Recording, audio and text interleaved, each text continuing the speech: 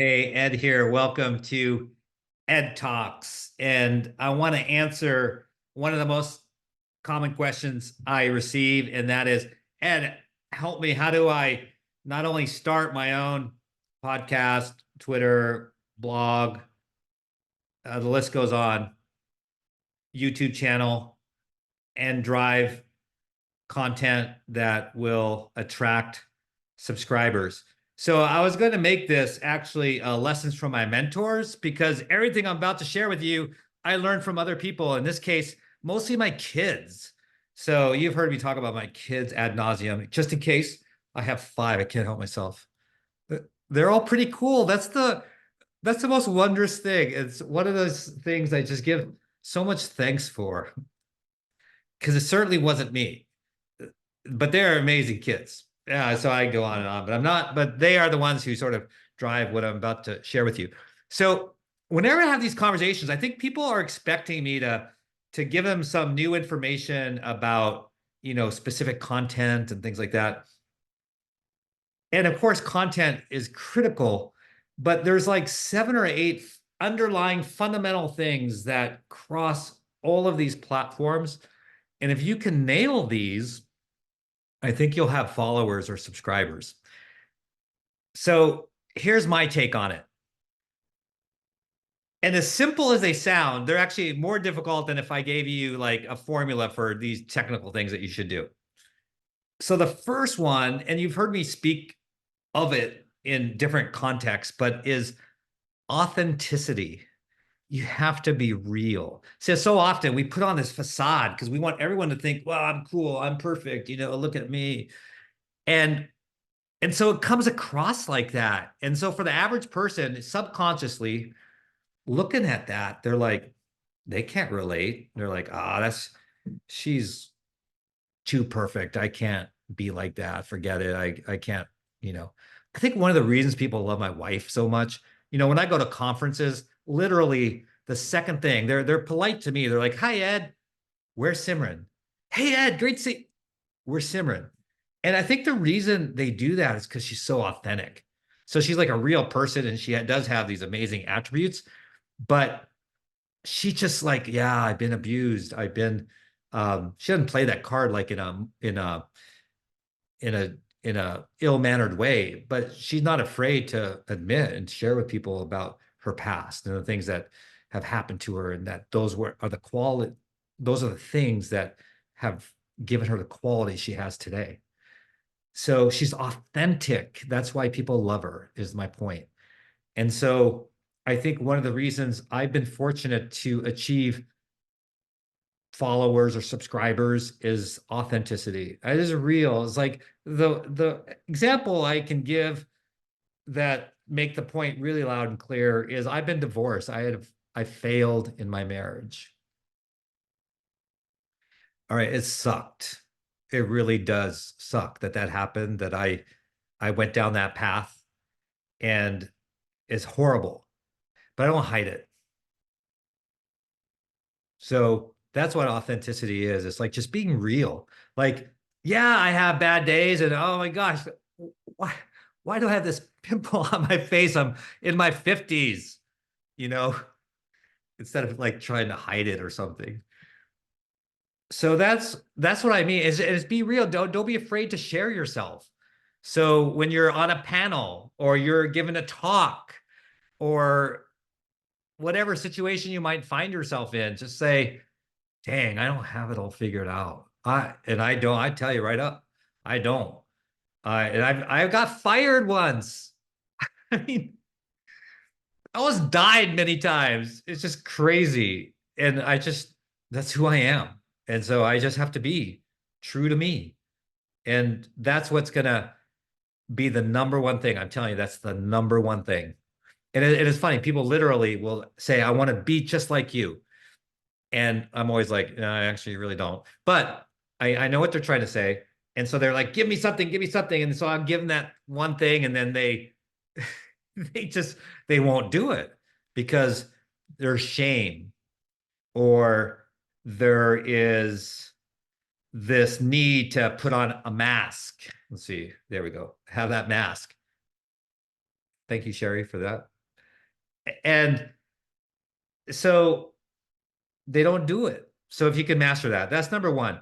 Number two, consistency. You've got to be consistent. I dealt with this all the time with blogs. People are like, Ed, I want to write a blog and you're so popular and I love your blog and tell me how to do it. And the first thing I tell them is like, okay, are you ready to make a multi-year commitment and a weekly commitment or whatever the cadence is going to be? Definitely not more than weekly, but don't want to be monthly either. That's not enough. That's not being consistent. But like at least, at least every other week, like bi-weekly.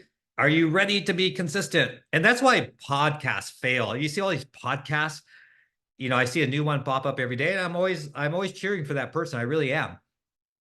And my main cheer and prayer for them is that they would be consistent because that's what's going to lead to success. I see the pattern all the time. They'll be consistent, and after about a month or two, three, four, it just kind of fades away. And so consistency is key. And plus, when you're consistent, again, I learned all this from other people. This is nothing new. When you're consistent, then people have an expectation and then they follow you and they're like, oh, I can't wait. Wednesdays is Digital Voices comes out, or Mondays is Lessons from My Mentors. Whatever it is for you, just be consistent. Brevity. So something I struggle with at times. I know that I'm self-aware enough, though. I'm glad. I think I'm self-aware enough that I realize I could be verbose. And verbose is something I don't like in other people. So I need to make darn sure I'm not verbose myself. And I know I am often. So I'm really trying hard to work on it, like right now. So be concise, say what you need to say, give a couple examples, and move on. So too often we spend too much time on topic. So I'm gonna move on. Another one, talked about this in other venues before as well. And see, I got to tell you what it is, but like authenticity, it's not something that's natural for people. So you might have to work on it. So don't say, well, I don't want to share that, or, oh, I can't be like that. I don't have the energy or whatever. No, you can work on it. So it's passion. You got to be passionate. I mean, how boring. I mean, I've seen so many speakers because I'm always studying speakers because I want to get better and I want to see what works for other people and maybe it fits in my style. And they're just monologue and they're boring. And I see it today, I say, oh, we're featuring so-and-so as a keynote speaker. And I'm like, that's going to be boring talk. Even if you know your content and you can't deliver it with some sort of passion, to me, it's boring. I mean, I'm heading for my phone, So I don't mean it in a bad way. It's just maybe part of my nature. It's like I'm going to get bored too quickly. But if you can capture my attention because you're passionate about something, I'm going to be like, dang, she really likes this topic. I want to wonder why. I'm going to listen and figure it out. So be passionate. And then conversely, your topic may be boring, but if you're passionate, people are going to listen to you. And same with the content. You may not have the best content, but if you're passionate with average content, it's going to be a pretty good talk. But if you're dispassionate with great content, I think it's going to be boring. That is just the way I feel. I know there's going to be some purists that disagree with me, but we're all different, and I respect you for feeling that way. Okay. Another thing is diversity of channels. So don't just do Twitter, right? You're just self-limiting yourself. Don't just do YouTube. Don't just do, one or two things. You do multiple channels. I have like 5 or 6. I'm working on 5 and 6. I think I probably have 3 or 4 right now. And then you can reuse the content, right? You can make, like, TikTok is more short format, YouTube a little bit longer. So you can repurpose some of your YouTube material and put it into reels, right? That play on IG or TikTok. So there's a lot of little hacks like that. But, not everyone's going to be on Twitter. Not everyone's going to be on LinkedIn. So that's why you want to do the diversity. And that way you're more apt to hit more people that in a channel that is of their preference. So that's a really good one. Another one that I really like, and again, learned from one of my kids, is no sponsors, no ads, no commercials, just content. So I could make money now. I have enough subscribers in several of my channels where I could, with a click of the button, start making money. And I decided that it wasn't worth to make that money off of doing that and alienate my audience. Now, there's nothing wrong with commercials and sponsored ads, so nobody get offended and send me a nasty gram.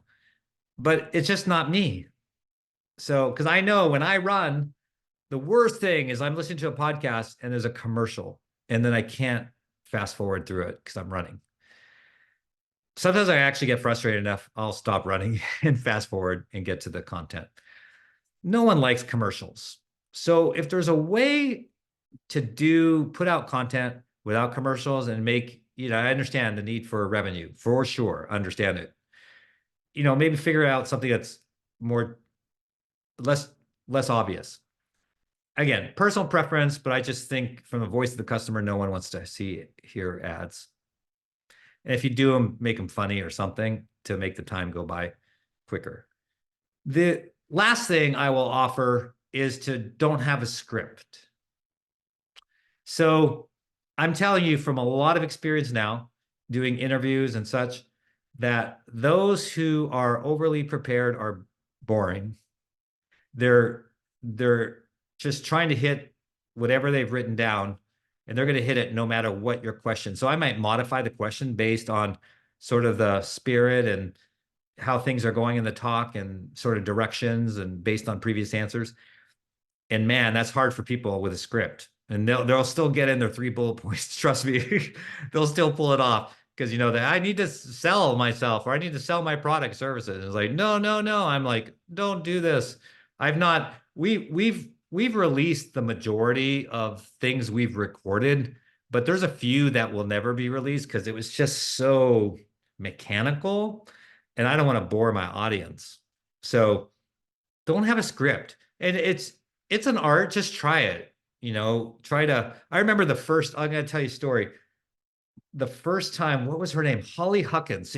Maybe she's going to see this video. I don't know. She was like my first date, like the first person I actually called on the phone to ask her out. And I was in 10th grade and I was asking her out to homecoming dance in high school. And our high school, this was in Colorado, was 10 through 12. She was a 9th grader, so she was junior high. And I had seen her, I met her like in the Catholic Youth Organization. And so she was like, man, I was, I had those 10th grade hormones. I was like, wow, she's amazing. And I really want to go out with her. And so I wrote it all out because I was so nervous. This is back in the landline days. I remember just reading it. Hi, Holly, this is Ed. We met at the swim party. It was so bad. She said yes, but it was pretty bad. It was pretty awkward. And the whole relationship ended up being awkward because I was I was a kid. I don't know what 10th grader is. Definitely couldn't drive because my dad drove us. That was embarrassing, but I wasn't 16, so I was probably like 14 or 15. Anyways, it was scripted and it was like just this horrible experience. And so after that, I was like, I just need to be myself, my authentic self, and just let it roll. And if I forget to say something I wanted to say, so be it. So don't be overly scripted because it's boring. People read right through it. They know you're reading a script. So don't do it. So those are, I don't know, 7 or 8 things. And again, the most important is to be transparent, to be authentic, to let them see the real you. Because after all, that's what people, when they want to follow you or subscribe to, want the real person. And I think the more real you are, the more apt people are to genuinely want to be with you and to learn from you. So go out and do it. And if I can help you in any way, contact me. I'm happy to help you. I think the more people are successful doing this sort of thing, the better off we all are because we're all learning and reaching people and sharing so that we can hopefully achieve everything we've been called to achieve and avoid disasters. And I've got plenty of disasters in my life that maybe I can steer you away from having that same experience. Thank you for watching Ed Talks.